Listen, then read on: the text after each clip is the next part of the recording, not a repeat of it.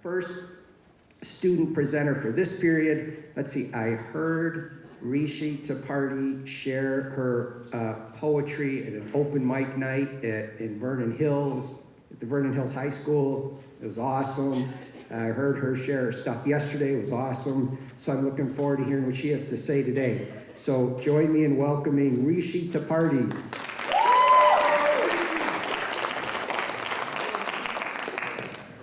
Thank you, Dr. Reef. So, I'm Rishi. I'm a sophomore, and over the past few years, I've met a lot of people, and a lot of them were really important to me. I've met them online, in real life, and a lot of them were some of the most amazing people I've had the pleasure to meet.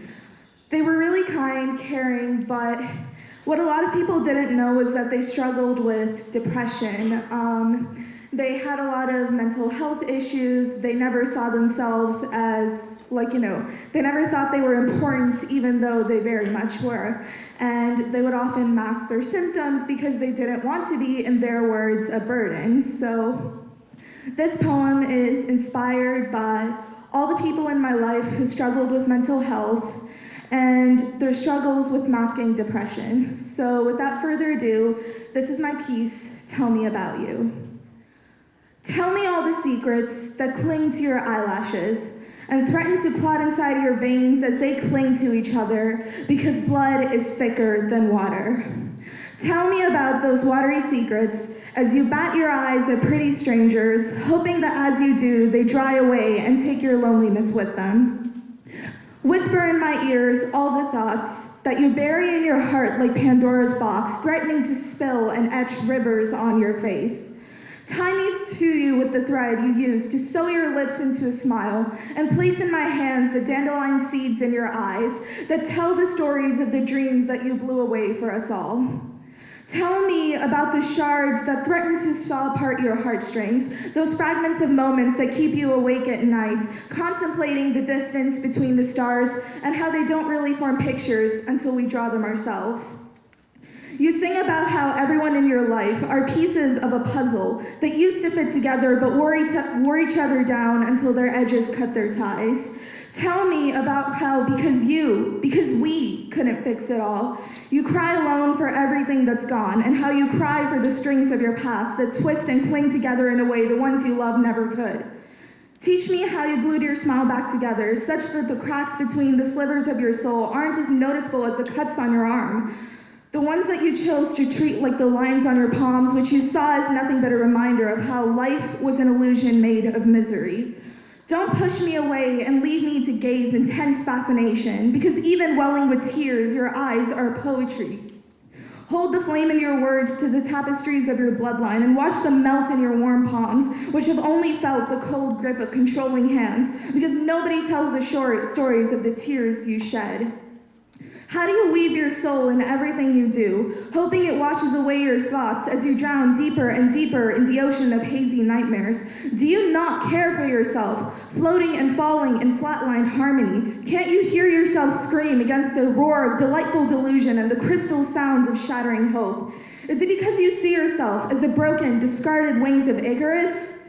Tell me why you never look away from the mirror and see yourself through my eyes, and you love yourself the way you love everything that fails to notice you, but instead, stay inside the broken edges, nursing your reflection in your tears. Thank you.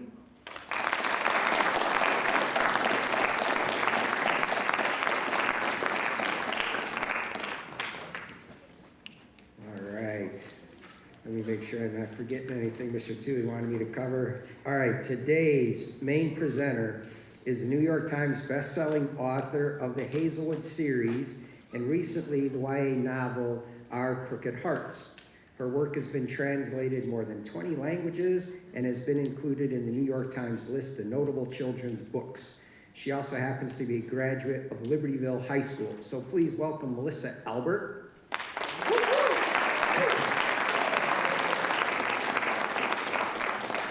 So the format that Mr. Toohey followed was he'd sit on the couch and he interviewed Miss Albert for the whole period. And I was supposed to do that.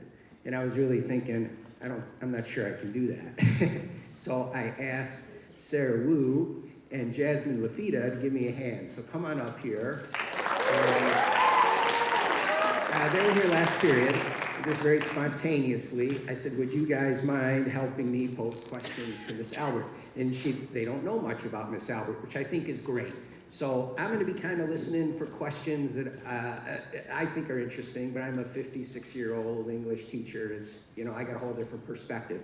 So I thought it might be cool for you guys to just kind of maybe the kinds of questions that Jazzy and Sarah might pose might be more of interest to you.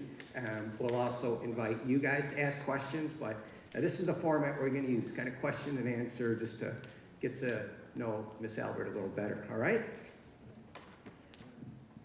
We shut this off so we can...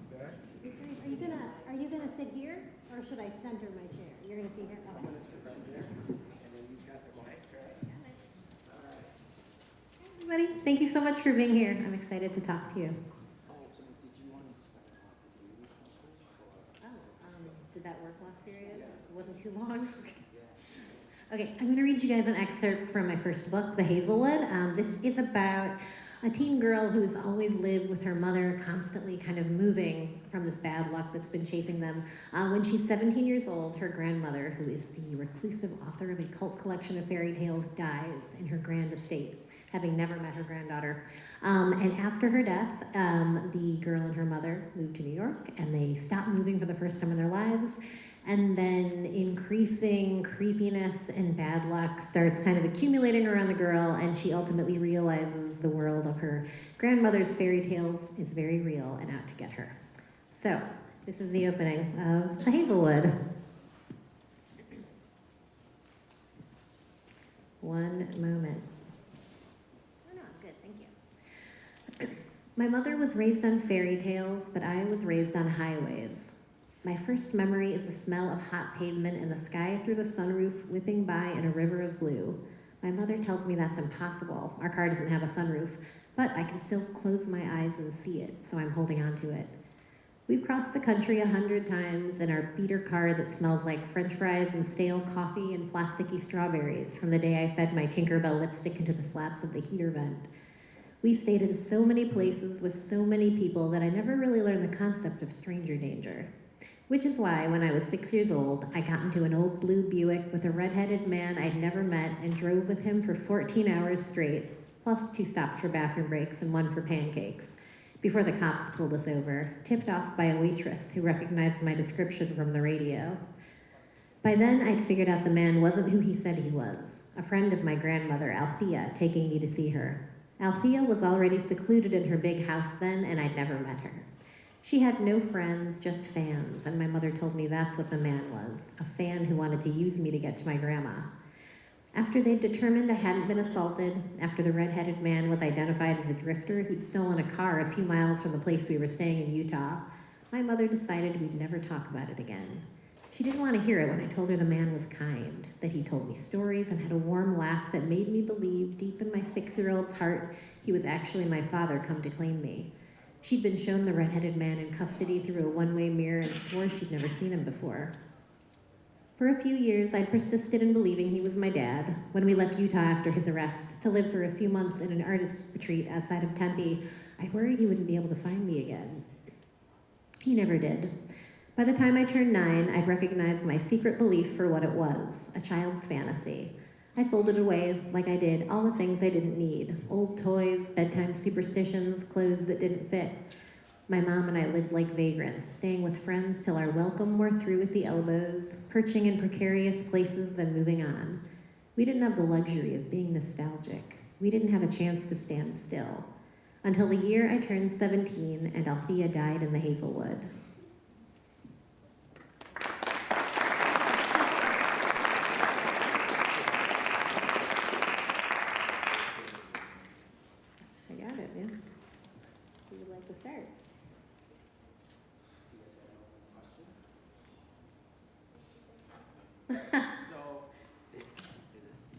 So we're all on the DOI staff together, and one of the things we kind of try to do when we interview somebody is to start off with an easy question and kind of let the person that we're interviewing kind of warm up a little bit. So I'm just going to start with and then we'll jump in with the rougher stuff. But I just, what attracted you to become a writer? What are some of your favorite books? Could you share that with us? So I'll kind of go in order with books that made me want to be a writer. When I was a kid, it was The Chronicles of Narnia and Peter Pan, which are all portal fantasies. And that kind of kicked off my total obsession with books that are set in a real world, or at least start there, but like magic creeps in, like through a door, or like a flight, or whatever. So I've always been really drawn to that. And then when I was like 13 or 14, I discovered Francesca Lia Block, who's like this cool punk witch fantasy novelist set out of Los Angeles. And her stuff is like very poetry adjacent, very magical, realistic, and I just loved her work. And then it was Neil Gaiman. I don't know if there's any Neil Gaiman fans here, but he's just brilliant, and his stuff is set often, like almost, I guess always in the real world, if I'm remembering right, but it pulls from like myth and magic from around the world. And then I got a little older, and in my 20s I discovered Lev Grossman, and he wrote a book called The Magician's Trilogy, which like became a TV show on Sci-Fi, which I recommend, but start with the books. And it was like Harry Potter plus Chronicles of Narnia, but with this very like unhappy protagonist who like even magic couldn't like make him happy because he's like a real person. So it's like a real person experiencing magic. And it's awesome. So those are the books that like fed me, made me want to become a writer. You should read all of them. So I guess I was curious a bit more about how LHS shaped your decision to become a writer, and like what some experiences were while you were at high school. So I talked a little bit about this earlier. I was on Slant of Light, and it was so much fun, and I was on it with a bunch of friends, and Ms. Tarzinski gave us the recommendation of Neil Gaiman and the Sandman comics, and those like blew my mind. So that was really life-changing for me, and we were so obsessed with the Sandman comics that we like it was like our thing, and we started our own like shadow lit mag that we called Tilted Darkness, which we thought was super clever, off of Slant of Light. And we all took pen names that were like characters from the Sandman world. So just that notion of writing is like community, because writing is really lonesome. And sometimes I don't feel like writing because I have to be there all by myself doing it. But just those like little bits of community, and then that bigger community of being a reader is super inspiring. And I really first experienced that at LHS. And I was a shy and miserable grade schooler. Junior high was like a little better and worse in some ways. But in high school, it was when I found like other weirdos, I guess. And then I was like, I felt like the Doctor, right? Like the only one of your kind or whatever. That's like what it feels like to be young and not have found people you connect with yet. So in high school, when I finally found that, it was like really through books, and writing was a big part of it. You're next, Sarah.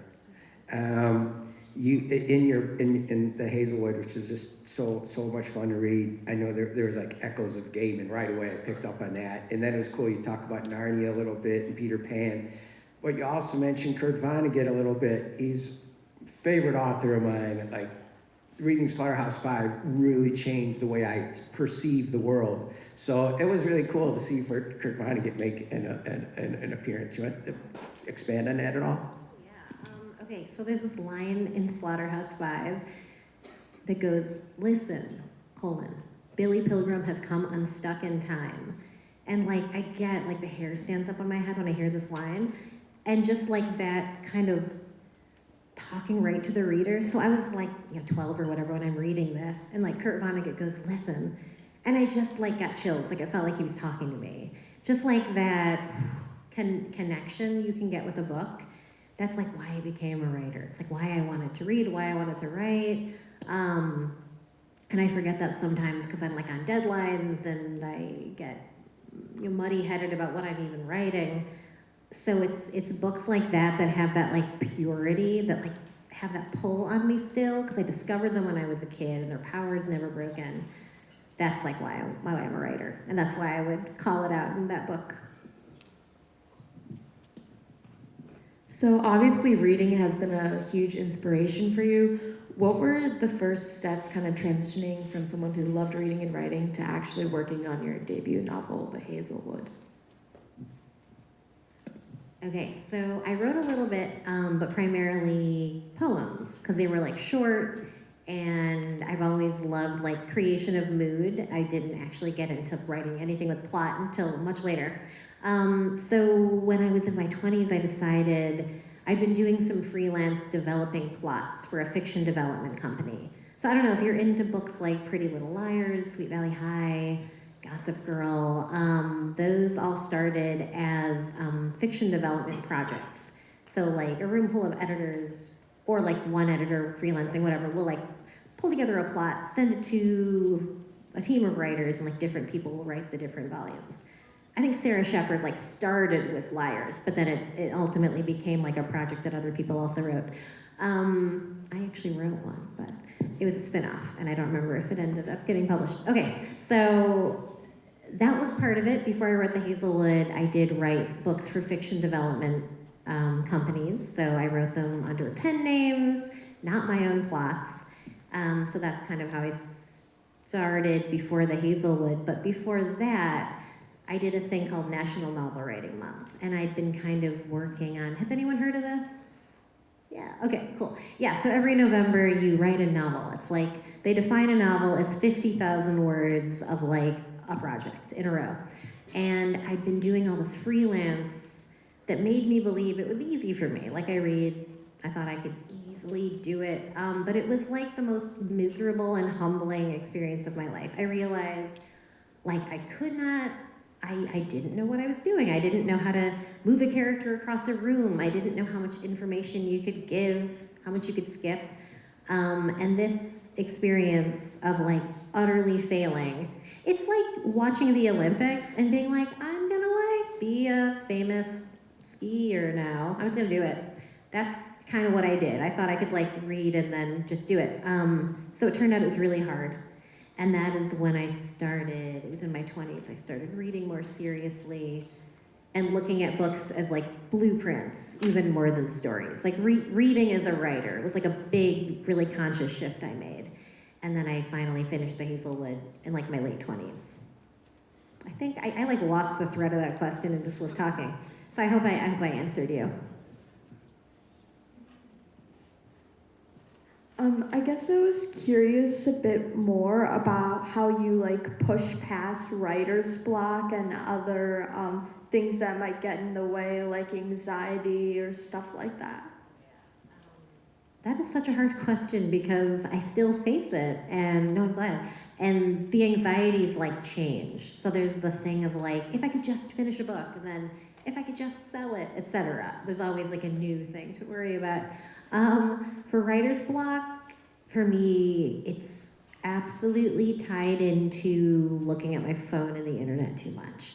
Like, I get blocked by the anxiety of like FOMO, or the anxiety of feeling like, oh, my book wasn't on that list. Or just like, there's so many ways to be anxious, and there's so many ways for... All good? Okay. I like being hooked off stage for blabbing. Yeah, there's so many things to be anxious about, and I find that like somehow the internet like refracts it like a prism and steals my writing ability. So like I'm on deadline now, and I'm gonna try to like not internet for like 8 weeks or whatever to get it done. We'll see if that's like impossible. I'm gonna try. So that helps, and reading helps. Reading old favorites helps. I find that I have a particular, it's again the Lev Grossman Magician's books. If I sit down and read like 10 pages of one of those books, which I know by heart by now, I instantly get excited about writing. So I guess everyone kind of, if you're a writer, you find like your key texts, the ones that unlock you and make you remember why. So that helps. And also taking a day off helps, because if you're just miserably grinding away, it's rarely good. I've got all these like notes written down. So I'm just gonna say that like I was writing down notes like during the first period and things to ask you about, and I wrote down the word pizza. And I don't have any reason why. I'm trying to think, what was I thinking? Is this giving you some, well, do you know why I wrote down the word pizza? Why you wrote down the word pizza? You just knew I love pizza. In my books, you know how you read a book and they never go to the bathroom? And that's fine. You don't want to be like, and then I went to the bathroom. But also, sometimes in books they never eat, and you're with them and they don't eat anything. So one of my steps I take in editing and revision is I make sure my character has been properly fed, because otherwise they'd be really hungry and that'd affect the plot. But I never find time to make them sleep. Like, the plot always requires them to be awake 24 hours a day. But at least they've eaten.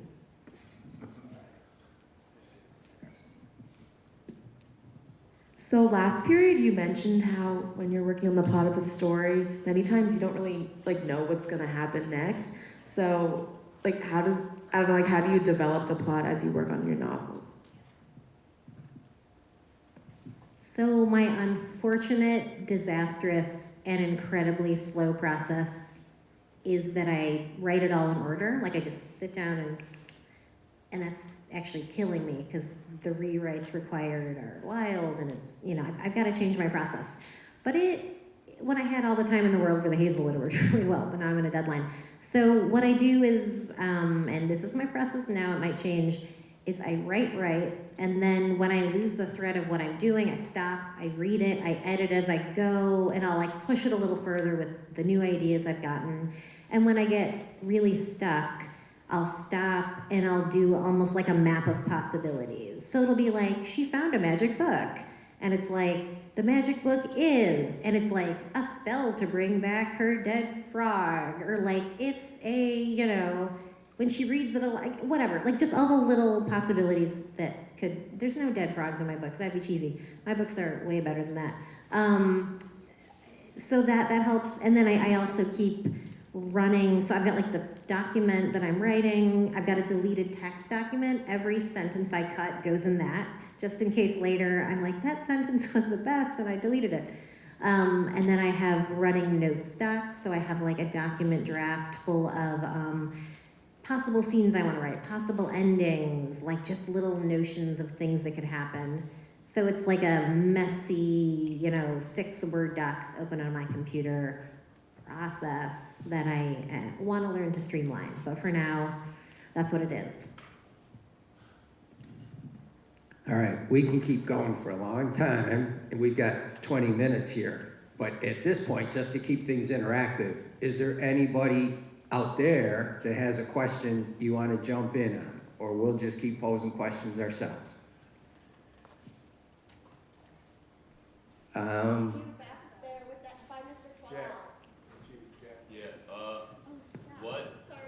What school did you go to for and was writing your major? Ooh, yeah, okay, so when I got out of high school, I didn't have a lot of drive or ambition. I didn't know what I wanted to do. And literally a friend of mine was like, U of Iowa's cool, and they have a writing program. And I was like, I'll go there. I think because my parents were like, where do you want to go? And I was like, there, I guess. And they had a writing program that I thought I might eventually apply for. But it turns out it's extremely rigorous, and I would have never crossed the bar at that point in my life to apply. So I was there for a couple of years. I did not like the small town vibe of it. It's a cool town, but I kind of felt that I wanted a city after 2 years. So I ended up going to Columbia College Chicago, which was, it's built around commuters and people with jobs. So I had 3 jobs, and I worked, and I got a journalism degree. Because I wanted to be a writer, but I didn't have the courage to admit that. So I got a journalism degree to pretend that I was gonna not try to be a fiction writer, I guess. Or maybe I hadn't even told myself that yet. Oh, and I forgot. Every person who asks the first question gets a book. So I'm gonna leave it at the end of the stage for you. So don't forget.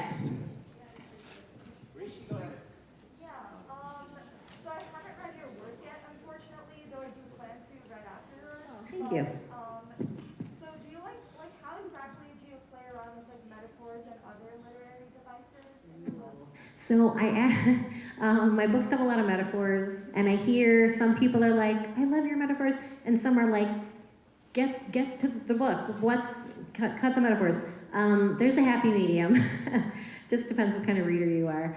I just love metaphors, and I think in them, and I talk in them, and it just comes from that deep desire to make people see it like you see it. And I feel like metaphors, if you can surprise someone by putting a normal thing in a way that they've never thought of it before, you can give them that shock of, you can just for a second like hijack their brain and make them see it how you see it. So that's for me the power of metaphors. But there's also a power of not using too many metaphors. And that is something, as a person who wants to keep getting to be a better writer, that I'm also trying to keep my eye on. Yeah, I just love them. They're so great.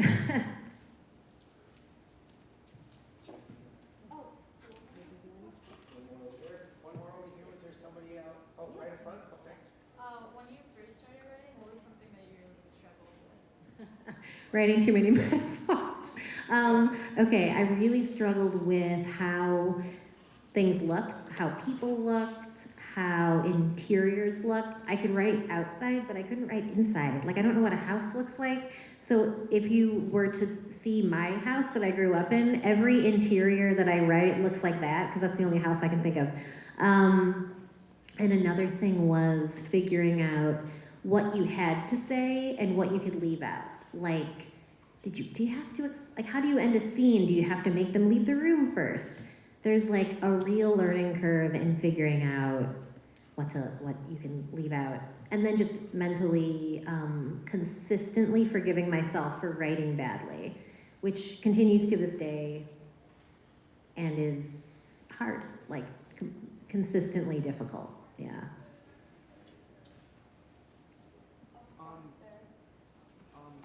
How often do you still read books, and how has becoming an author affected your reading? So I do. I'm constantly reading. I love reading.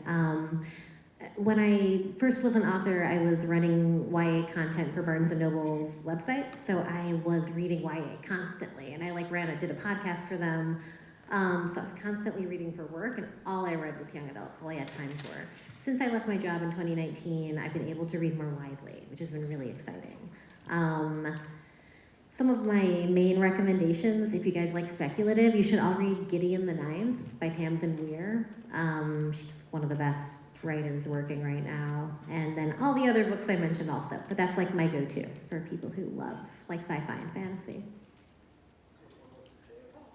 Yeah. No worries. I guess I was wondering, once you have an idea for what you want to write, do you develop like the plot or the world or the characters first? Like, which do you delve into? Again, to go back to the time-consuming process that I use, I can't figure out anything unless I'm writing. I have to write at least a little bit to kind of get into it. So I'll start, even if it's just a few pages, I can go off of that to start taking notes for my like wider ideas. And the ideas are mostly around plot. I'm just like, as a genre fan, plot is what I love. Like, I love good writing and I need it to like finish a book, but I'll like hate read a very bad book, like just like I need to know the ending. That's more of a skim. But if you can like marry good writing with like a really sharp plot, like Gone Girl is one of the best books I've ever read. Yeah, horror, thriller, fantasy, and mystery are like all really plot heavy, and they're my favorite genres. And that's how I start plot ideas. I have a mic now. My question is, so you're a New York Times bestselling author now. Has it kind of settled in how much you can kind of influence people now in the wide audience you have? So I feel like I have a small, it's like young adult is as amazing and big as it is, and as big as you can get as an author within it, like looking at someone like Libertyville, it's still like a fairly small part of the market. So it's wonderful going to festivals and getting to actually talk to people who've read the books. But it's like, it's a hard thing to hold in your mind that you have, like, you know, I live in New York. I live in a city where a lot of the people in my circle do cool stuff, and no matter how cool your job is, most people don't care.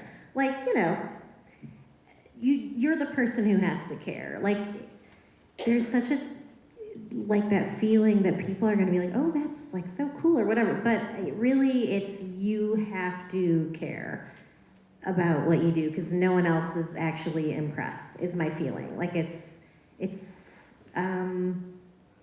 you have to find what in your job makes you feel that you're doing something really cool. And if I start thinking about the exterior stuff, it's like so fleeting. Like having someone, I read your book, like that happens very rarely. It happens when I go to a book festival like twice or 3 times a year. So just to keep my head in the right place to work, I just have to feel like, even if no one reads this, I really like this like cool paragraph, whatever. It's a real push-pull, and it's a very weird thing to have to kind of tangle with. Oh, wait, I just want to say one thing, Jez. I don't want to be too much of a fanboy here, but the Hazel, I really like Hazelwood, I really, Twice Killed Catherine was cool, and Alice 3 times, but I just thought Ellery Finch was such a cool character. Yeah, I really thought he was great. And the metaphors, I was even talking to Mr. Tooley about this after we read the book. I was like, man, you're reading along, and there's so much sensory description all the time of what things smell like and taste like. And that's great. Like Stephen King's latest book, the fairy tale, like I'm having a hard time really seeing it, but yours was just very vivid. So if you're looking for a good book to read, Hazelwood, highly recommend. And then, back to you guys. Who else has questions for Ms. Helen? Okay. Do you like to put deeper meanings in your books or like connect them to sort of real world events like analogies? It's so funny. So as a person who wants to write genre, I just want to tell a good story. But when you sit with something for this long, as you have to sit with a novel and like the thinking you have to do, and you end up putting stuff in there that you didn't really know was meaningful to you. Or like, there's stuff you put in there that you didn't anticipate, and there's stuff people find in it that you're pretty confident you didn't put in there, but you get credit. So it's such an interesting thing. It almost feels like having a conversation with your subconscious, and you're like, oh, I didn't realize I felt that way about this. Like there's a lot in there that's meaningful to me that I did not know the book was about that until later. But I'm always going to be a person who puts story first. I'm always gonna, the main message is like, what happens next is my like highest goal, and then other things creep in. Maybe, can I jump in again? I was wondering if there's like a favorite thing you've written or like a favorite passage you've written or something that you have. Like, what's the favorite thing you've written in your, like, just in your opinion? Oh no. Gosh, let me think. I love the Chicago scenes in Our Crooked Hearts. So Our Crooked Hearts is a book about a girl in the contemporary, essentially Libertyville, Vernon Hills mashup. And her summer break's just begun, and all this creepy stuff starts happening to her.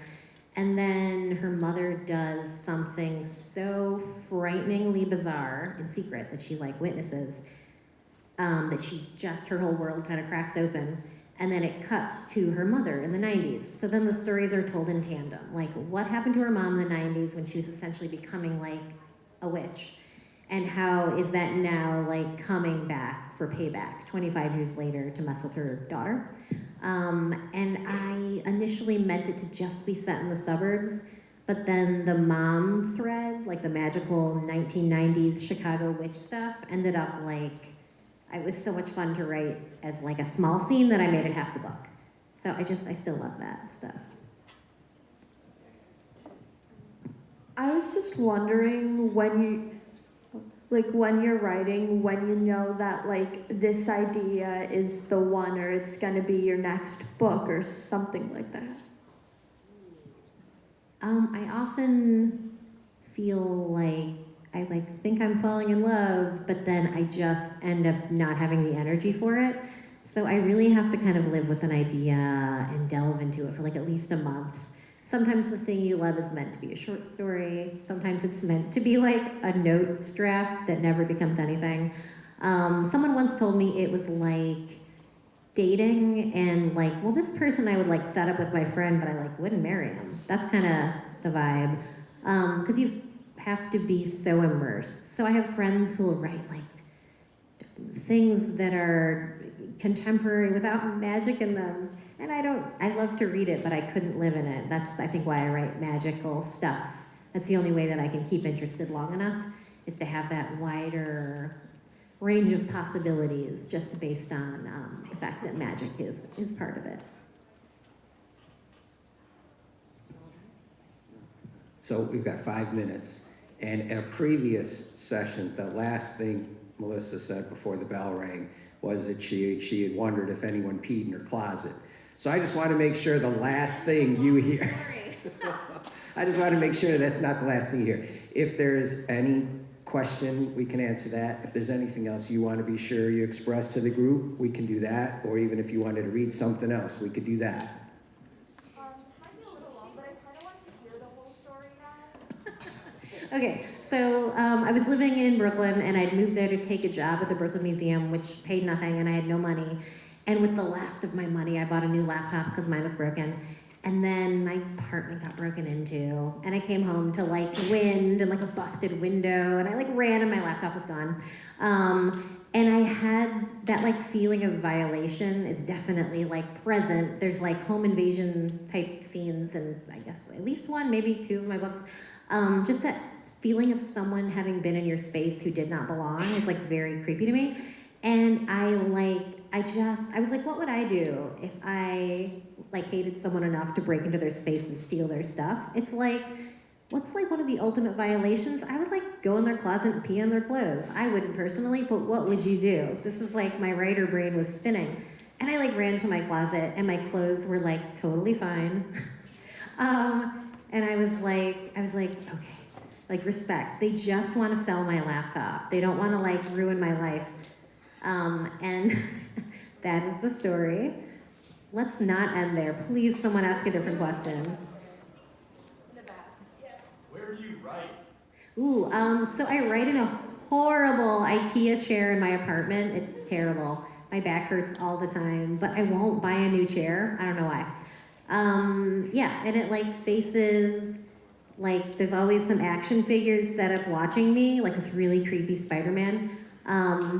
And that's mostly where I write. If I used to go to a coffee shop, but there was a guy who would take his shoes off, put his feet up, and FaceTime his mom.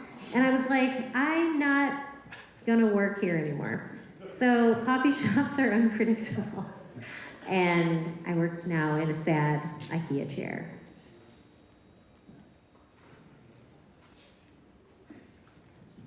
I can talk right up to the bell and end on an awkward note. Why would you work at an IKEA chair? It's not inside an IKEA, let me be clear. I go to the IKEA, I go into one of their fake rooms that they have set up, and I got my coffee, I put my feet up and I FaceTime my mom. Yeah, no, it's in my apartment, it's been purchased. I should get a better chair.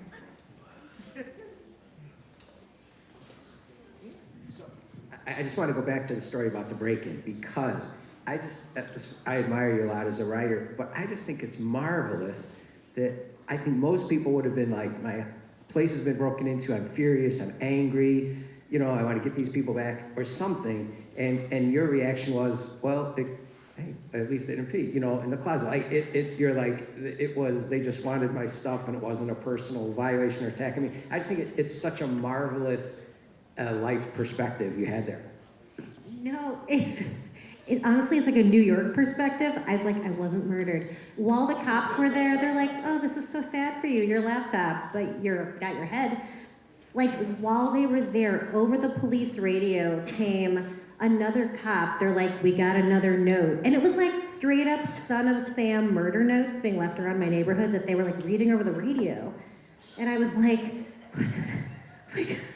So it was the perspective of a person who perceived how much worse it could have been. I love your read on it. It's much better. I have one last one. What piece of advice would you have for people who want to be writers in their future? I mean, just like read a ton, write a ton, let other people read your stuff because you have to kind of like break through that wall at some point. The sooner the better. Because you have to learn to be less precious. You have to learn to write something you're really proud of and then tear it up because it's not working. And then I would say, like, just to break into any field you're interested in out of college when you don't have any experience, you should freelance if you can. Like, I feel like a lot of places, if they won't let you in, they'll at least let you freelance. That was better than the other one. Thank you.